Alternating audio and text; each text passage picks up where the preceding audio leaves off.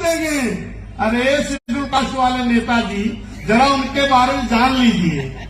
जो पिछड़े समाज के हैं, जब पिछड़े समाज में जन्मे महापुरुष छत्रपति साहू जी महाराज से जिला अमेठी का जिला बना करके मान्या बहन जी ने नाम रखा, तो पिछड़े समाज के महापुरुष कुर्मी समाज में जन्मे छत्रपति साहू जी महाराज का जिले का नाम किसने बदला?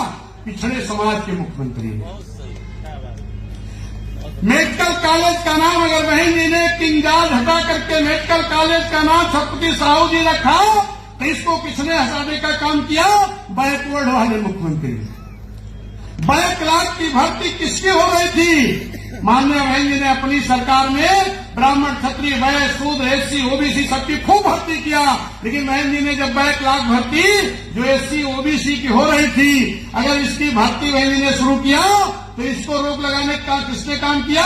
बैकवर्ड वाले मुख्यमंत्री ने। एससी समाज को ठेकेदारी में आरक्षण बहन जी ने जो दिया था, अगर आपको एससी समाज से बहुत पीड़ा थी, बहुत दर्द था, तो ये बैकवर्ड वाले मुख्यमंत्री आप बैकवर्ड को भी आरक्षण दे दिए होते।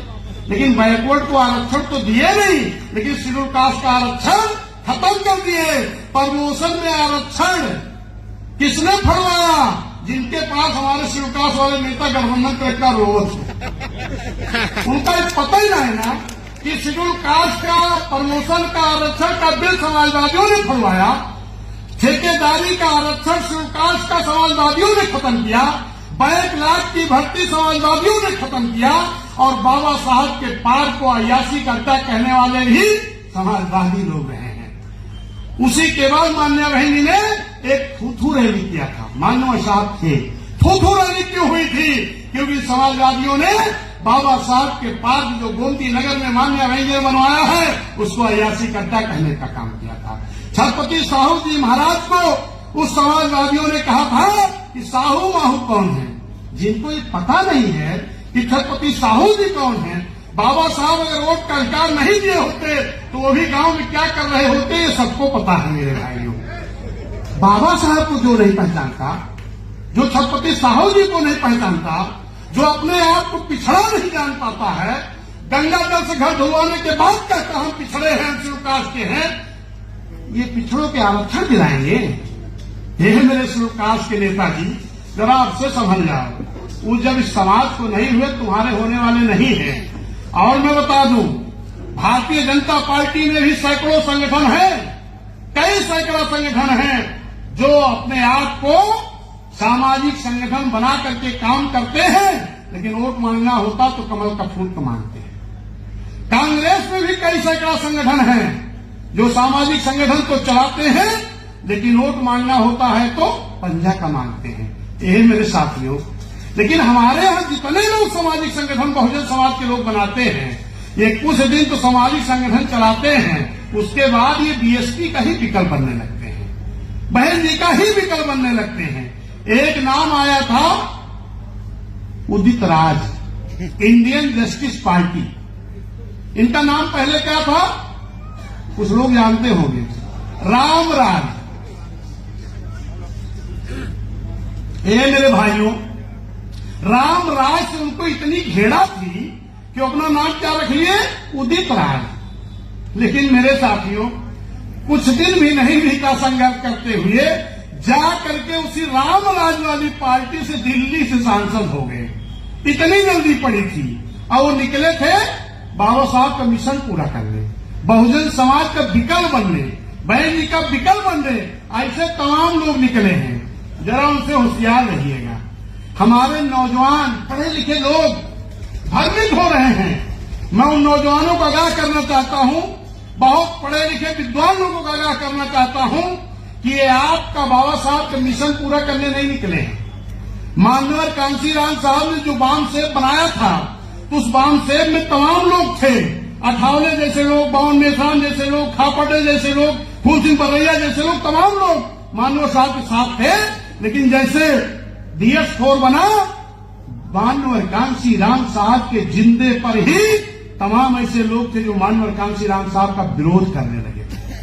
और आज वही लोग माननीय साहब का फोटो लगाते हैं और कहते हैं कि हम माननीय साहब का मिशन पूरा करेंगे। अगर मानव साहब का मिशन ही पूरा करना होता तो मानव साहब के जिंदे पर ही मानव साहब का विरोध आप नहीं किए होते। ये मेरे साथियों, ये दल बना करके, संगठन बना करके आपकी एकता को खंड खंड करना चाहते हैं, आपके भाईचारा को खत्म करना चाहते हैं। जो बहुजन समाज पार्टी इस देश की उस कुर्सी पर, बाबा साहब ने क्या कहा था, एक हाथ में संविधान और एक हाथ में इशारा। क्या इशारा ये था कि सत्ता के उस मंदिर पे कब्जा करो, उस सत्ता पे कब्जा करो, उस हुकूमत पे कब्जा करो जहां से मेरा बनाया हुआ संविधान लागू कर सको।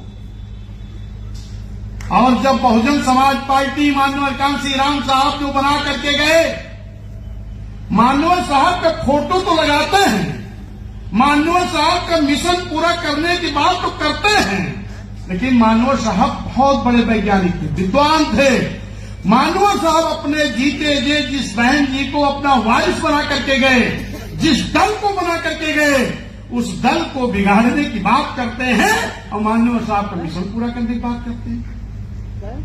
आज इस देश की हुकूमत करने के लिए जब माननीय बहन जी इस देश के सबसे बड़े प्रदेश पर हुकूमत हो गई आपकी, और दिल्ली की तरफ जब आप बढ़े कि सत्ता के उस मंदिर पर कब्जा करेंगे जहां पर बाबा साहब का इशारा था, जहां पर माननीय साहब की चाहत थी, माननीय साहब को भी लोग राष्ट्रपति बना करके इस दल को खत्म कर देना चाहते थे।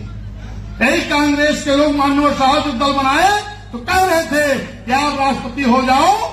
माननीय साहब ने कहा हम राष्ट्रपति बनने के लिए दल नहीं बनाए हैं, हम इस देश की हुकूमत करने के लिए दल बनाए हैं। मेरे सम्मानित साथियों, यही लोग अभी इस चुनाव में जो बीता है, लोगों ने गलत प्रचार किया क्या कि बहन जी राष्ट्रपति बनने के लिए भाजपा की बी टीम बन गई है, बहुजन समाज पार्टी डमी हो गई है। मेरे साथियों जरा सोचिए, ये जो प्रचार तंत्र भाजपा का है, इसकी बात को नहीं मानना है, विपक्षियों को बात को नहीं मानना है, हमें अपने विवेक से काम करना है। मेरे अल्पसंख्यक पिछड़े समाज के लोगों, अगर आप अपने विचार से काम कर लिए होते तो आज इस प्रदेश में बहुजन समाज की हुकूमत होती, भाजपा का कहीं अता पता नहीं लगता। जरा इसको मैं बताना चाहता हूं आपको, इस प्रदेश में बहुजन समाज पार्टी कितने सांसद हैं? 10 है ना, और समाजवादी कितने हैं? 3 बचा है। अब 3 बचा है, हो सके तो कम रह जाए, 3 बचे हैं, और उस वक्त कितने थे? 5। अब आप बताओ ईमानदारी से कि 5 सांसद वाली पार्टी मजबूत है कि 10 सांसद वाली? 10 वाली मजबूत है ना, लेकिन 10 वाले को डमी बताया गया और 5 वाले को लड़ाई में बताया गया। इस देश की राष्ट्रीय पार्टी बहुजन समाज पार्टी है, इसको डमी बताया गया, और एक क्षेत्रीय पार्टी को लड़ाई में दिखाया गया, और इस देश की राष्ट्रीय पार्टी को डमी और बीजेपी की बी टीम बताया गया। जिसके पास एससी एसटी मजबूत वोट है, इसको डमी बताया जा रहा है, और जिसका कोई बेस नहीं, उसको लड़ाई दिखाई जा रही है। ये है इस देश का प्रचार तंत्र। जरा इसको समझिए गंभीरता से। क्यों किया गया? क्योंकि आप अक्सर देखते थे कि जब माइक लेके हमारे भाई लोग गांव में लगाते थे जाके से, भाजपा को दोगे सपा को, भाजपा को सपा को, कहीं कहीं कांग्रेसों का नाम आ जाए, लेकिन अगर बसपा का नाम ले लेते तो पाप लग जाता। सही है गलत? क्यों ऐसा किया गया? एक पिछड़ों अल्पसंख्यकों मुस्लिम समाज के लोगों और पिछड़ों आपके साथ बहुत बड़ा षड्यंत्र तो साजिश की गई कि जब लड़ाई में हम बीजेपी से समाजवादी को दिखा देंगे तो इस प्रदेश का, इस देश का किसान परेशान, नौजवान परेशान, छात्र परेशान, छोटे व्यापारी परेशान, व्यापारी परेशान, लेकिन इस प्रदेश का जो अल्पसंख्यक मुस्लिम समाज है कुछ उसको ज्यादा डरवाया गया। क्या डरवाया गया? कि भाजपा को हटाना है तो समाजवादी लड़ाई में है। क्यों? क्योंकि 20% मुस्लिम समाज ये वोट वहीं देगा जहां बीजेपी को हराने की लड़ाई दिखाई पड़ेगी। तो लड़ाई किसको दिखा दिया गया? 7-8% वाले को, कि अगर पूरा मुस्लिम अगर दे भी दे 20%, तो 8 और 20 कितना होगा? 28, और 2-3% माहौल का कितना हो जाएगा? 28, 29, 30, 31। 31 पॉइंट कुछ ही समाजवादी आते आते रुक गई। लेकिन जिस बीएसपी को डमी और बीजेपी के बीच में बताया गया, अगर इसको लड़ाई में दिखाया गया होता और हमारा अल्पसंख्यक समाज अपने विवेक से काम किया होता, इनके प्रचार पंथ पे नहीं गया होता, तो 20 और 26 कितना होता? 20 और मुस्लिम समाज और SC ST 26 कितना होता? 46। और जब ये 46 इकट्ठा होता मेरे भाई, तो जवान अति पिछड़ा, जवान मेरा महंगे भाजपा चला गया। क्यों? क्योंकि इसको कमजोर दिखाया गया। अगर ये भी इकट्ठा होता तो बहुजन समाज पार्टी का 80-90% वोट होता। अगर 50-60% पड़ा तो आज पूर्ण बहुमत की सरकार बीएसपी की होती और भाजपा का कहीं अता पता नहीं लगता। ये बहुत बड़ा षड्यंत्र हुआ है। इसी षड्यंत्र को अगर आप समझ जाओ इनके, इसी का मैं खुलासा करने निकला हूं कि जो प्रचार तंत्र दिखावे भाजपा वाला, उस पर विश्वास मत करना। जो सही लागे वही करो। और जो ये छोटे छोटे दल बनवाए गए हैं ओबीसी में, एससी में भी, इनका क्या मतलब है कि जो बीएसपी यहां पहुंची है, कहां? दिल्ली सत्ता करेंगे नौबत है, वहां अगर 1 इंच निकालोगे तो 4 इंची नीचे, फिर 1 निकालोगे तो 4 इंची नीचे। ये नीचे तो कर सकते हैं, लेकिन ये जमीन से घुटने पर खड़े भी नहीं हो सकते।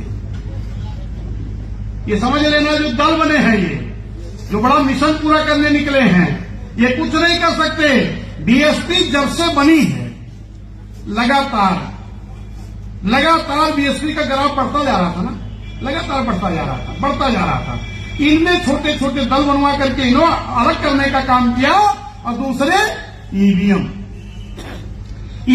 में भी कुछ न कुछ तो दाल निकाला है। क्यों? क्योंकि जहां से ईवीएम पैदा हुई, जिस देश के लोगों ने ईवीएम बनाया, उस देश के लोगों ने ईवीएम का उपयोग तो किया, लेकिन बाद में उन्होंने बंद कर दिया। जब लोगों की शिकायतें आई कि ईवीएम से घोटाला हो रहा है, गड़बड़ी हो रही है, तो उस देश के लोगों ने बंद कर दिया जहां ईवीएम चालू हुई थी। लेकिन आज भारत देश में सारे दल विरोध कर रहे हैं, लेकिन पता नहीं क्या हो गया है। निष्पक्ष चुनाव आयोग को, धर्मनिरपेक्ष चुनाव आयोग को क्या हो गया है समझ में नहीं आता है कि सारे दल, राष्ट्रीय दल, सभी पार्टियां ये कहती है कि ईवीएम पर शंका है, ईवीएम में कुछ गड़बड़ी हो सकती है, लेकिन बीजेपी के लोग चाहते नहीं, ईवीएम चलनी चाहिए। बीजेपी के लोग चाहेंगे चलेगी, सारे दल के लोग चाहेंगे कि ईवीएम बंद होनी चाहिए, नहीं बंद होगी। ये मेरे साथियों, बंद तो करना पड़ेगा, इनको बंद तो करना पड़ेगा। लेकिन एक चीज और मान लीजिए, ये जब तक मन कहे चलावें, इनकी ईवीएम का जो काम चलता है, अगर आप ईमानदारी से पूरे अल्पसंख्यक समाज, ओबीसी, अब पिछड़ा, मुस्लिम, SC ST और न्याय पसंद ब्राह्मण, क्षत्रिय, वैश्य, ये सभी भैया इकट्ठा हो जाए, इतना बड़ा वोट हुई है कि इनके ईवीएम फीवीएम सब फेल हुई है। चाहे जो बेईमानी करें, लेकिन हम लोगों के इकट्ठा होने की जरूरत है। और जो ये नगर पालिका, महानगर पालिका, टाउन एरिया, नगर पंचायत, वार्ड, पार्षद, सभासद का चुनाव होने जा रहा है, ये मेरे पिछड़े समाज के लोगों बहुत धोखा हुआ है। इस चुनाव में ईमानदारी से हाथी के साथ खड़े हो जाओ, क्योंकि मेरे सम्मानित साथियों, कार्यकर्ता है, उत्साह में सभी लोग टिकट मांगते हैं। बीएसपी का टिकट मांगने का अधिकार सभी वर्करों को है, लेकिन ये सिंबल से चुनाव होगा। मान्य बहन जी जिसको सिंबल दे दें, ये मेरे सभी पिछड़े, ओबीसी या पिछड़े समाज के लोग, माइनॉरिटी समाज के लोग, SC ST समाज के लोग, न्याय पसंद ब्राह्मण, क्षत्रिय, वैश्य के लोगों, जिसको बहन जी हाथी सिंबल लेके भेज दे, उसके साथ खड़े होकर के उस सीट को जिताने का काम करना है, चाहे जिसको दे दें। हमने देखा है, 90 से मैं बीएसपी में काम कर रहा हूं, जब से मैं समझदार हुआ हूं तब से बीएसपी में काम कर रहा हूं। बूथ अध्यक्ष से मेरी राजनीति शुरू हुई है। पहले कार्यकर्ता था, फिर बूथ अध्यक्ष बना, फिर सेक्टर अध्यक्ष बना, फिर BBF बना, फिर भाईचारा में रहा, जिला BBF रहा। आज माननीय बहन जी ने एक कार्यकर्ता पे भरोसा करते हुए ये प्रदेश अध्यक्ष की जिम्मेदारी देने का काम किया है। मैं देखता हूं लगातार, और मैंने अभी इधर जब तमाम हमारे समाज के लोग भी जिनको जिनको लाल बत्ती मिली थी मेरे भाई, राज्यसभा सांसद, एमएलसी, जितने लोगों को मिली थी, 1-8 लोगों को छोड़ दीजिए कि सारे लोग मलाई खाने के चक्कर में बीएसपी छोड़ भाग गए।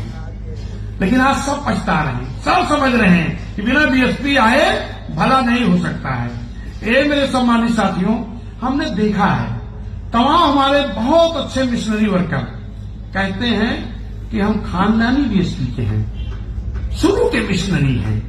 लेकिन मेरे साथियों, अगर कहीं टिकट दूसरे को मिल गया तो बागी बन जाते हैं, चुनाव लड़ने लगते हैं, लास्ट में रिजल्ट कुछ नहीं आता, जो धरे रहा कुछ पैसा कौड़ी फूंक टाप के घरे बैठ जाते, बाद में कहा गलती हो गई, नहीं भाई आज जीत होता। तो ये मेरे साथियों, ये मत करिएगा। जिसको भी सिंबल मिल जाए उसके साथ खड़े होइएगा। और खास तौर पे मुझे उन लोगों से भी निवेदन करना है, तमाम ऐसे जिम्मेदार साथी हैं, बहुत पुराने बहुत पदों पर रहे, मंडल जोन रहे, मंडल अध्यक्ष रहे, पहले मंडल अध्यक्ष पद था, मंडल संगठन मंत्री थे, संगठन मंत्री थे। ये मेरे साथियों, बीएसपी में फर्जी वाला पद नहीं बहुत, और लोगों के यहाँ तमाम पद है, हजारों पद है।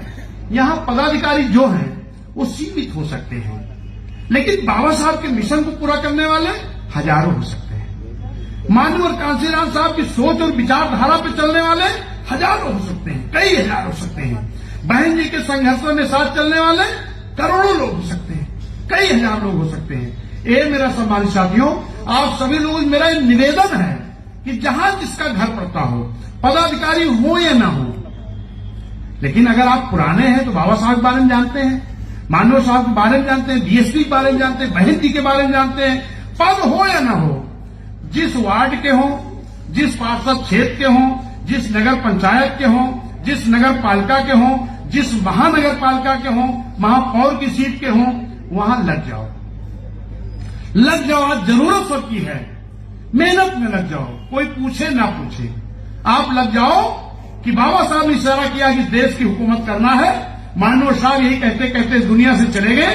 आज बहन जी संघर्ष कर रही हैं। इन संघर्षों में पद मेरे पास हो या ना हो, जहां जिसका घर हो, जहां जिसकी पकड़ हो, वहां लग करके बीएसपी की बात को कि किस तरह षड्यंत्र हो रहा है, दूसरे दल के लोग किस तरह षड्यंत्र कर रहे हैं, बहुजन समाज पार्टी क्या है और दल क्या है, उसको समझा करके सभी लोग हाथी सिंबल जो लेकर के आए उसको जिता करके भेज दो। निश्चित जान लीजिए मेरे भाइयों, आपका हौसला गिराया गया है, बीएसपी कमजोर नहीं हुई है।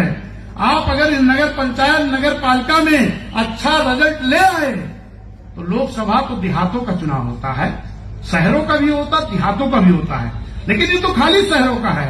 अगर शहरों में आप बढ़िया रिजल्ट ले आए तो देहातों में आपका रिजल्ट बढ़िया रहेगा और प्रधानमंत्री का रास्ता उत्तर प्रदेश से ही चल करके जाता है और इस देश का सबसे बड़ा प्रदेश है।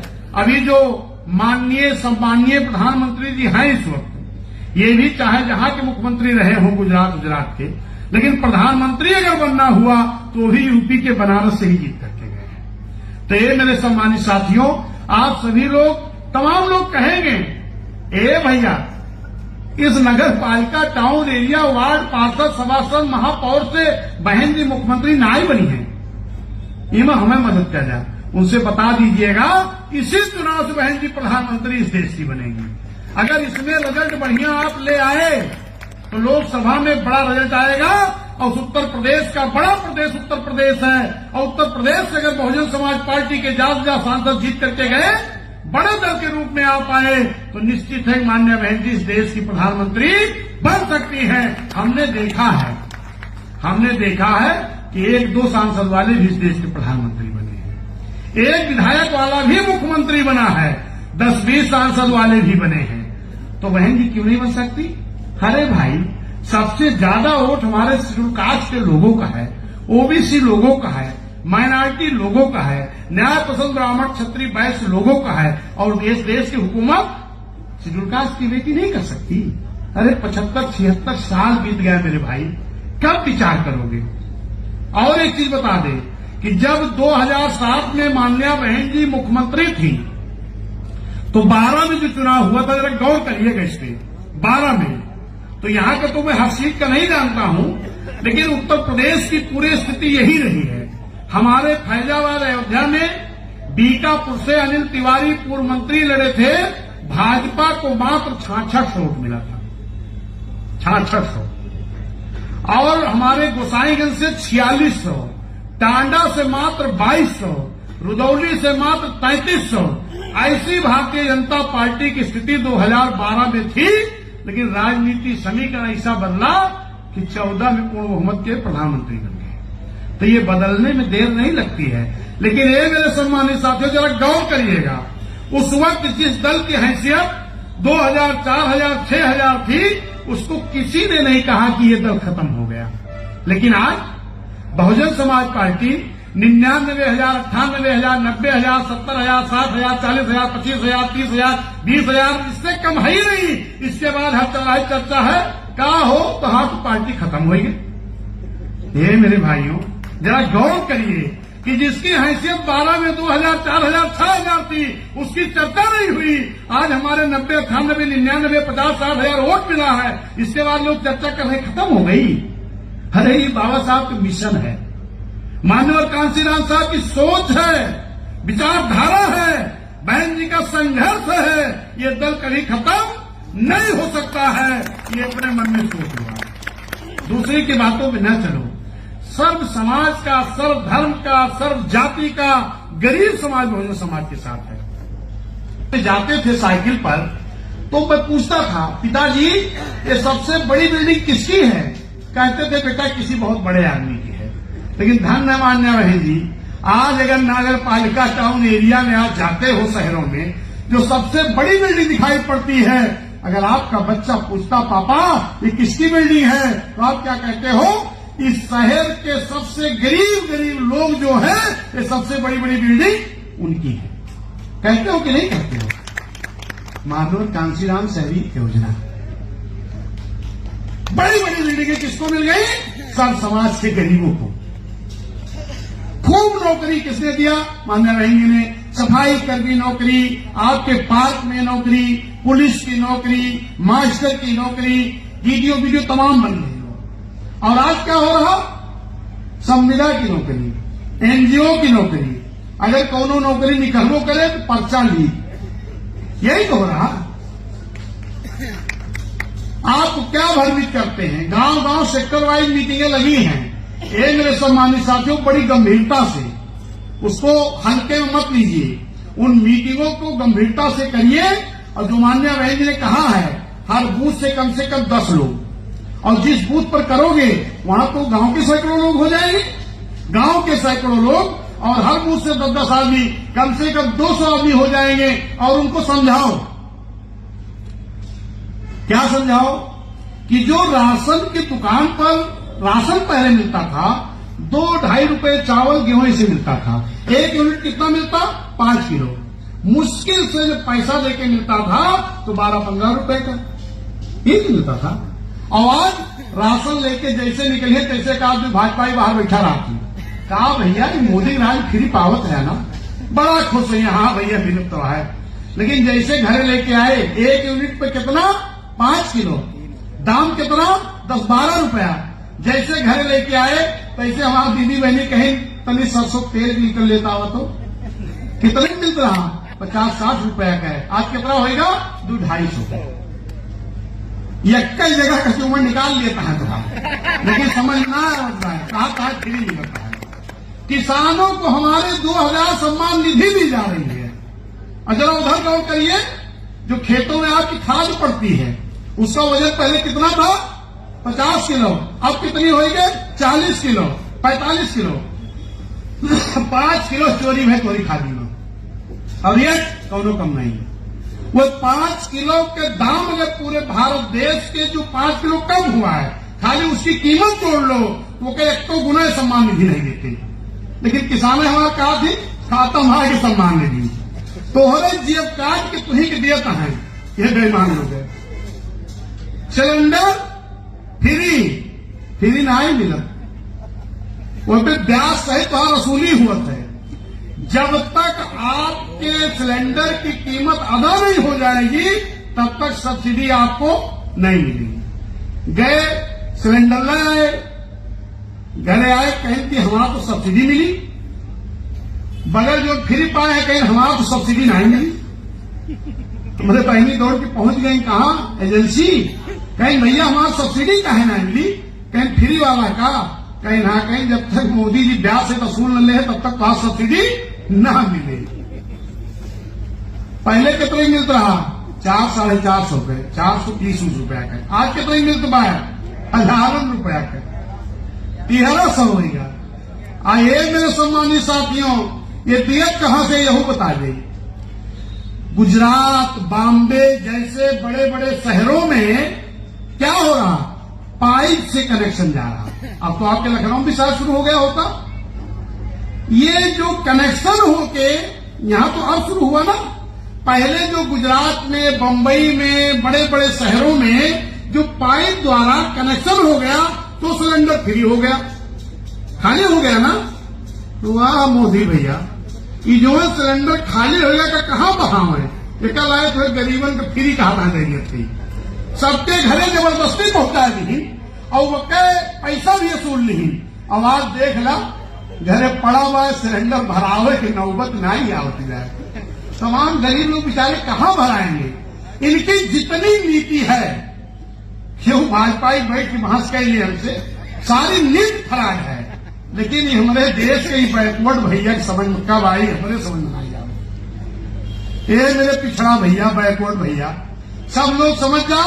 अब देखा बहुत समय बीत गया, मंडल की मीटिंग है, बड़ी दूर दूर से आप लोग आए होंगे, आप लोगों को दूर तक जाना भी, ठंडक का मौसम है।